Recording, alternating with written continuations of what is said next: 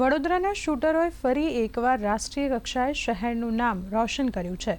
ભોપાલ ખાતે યોજાયેલી 34મી all India જીવી માવળંકર શૂટિંગ સ્પર્ધામાં વડોદરાના શૂટરોએ કુલ 3 પદકો જીત્યા છે.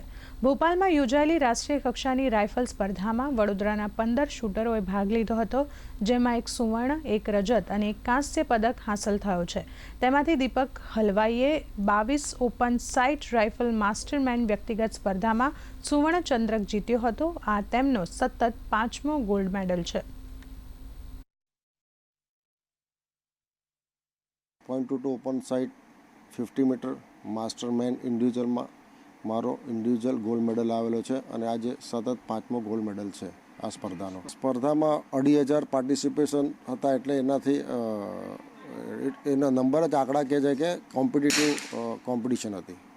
1 વર્ષથી પ્રેક્ટિસ કરું છું અને દરરોજ 2 થી 2.5 કલાક મેં પ્રેક્ટિસ કરી છું અને હવે નેક્સ્ટ મારે ઓલિમ્પિક ઇન્ડિયા રિપ્રેઝેન્ટ કરવું છે. મેં 50 મીટર રાઇફલ પ્રોન યુથ અને જુનિયરમાં ઇન્ડિવિજ્યુઅલમાં ભાગ લીધો હતો.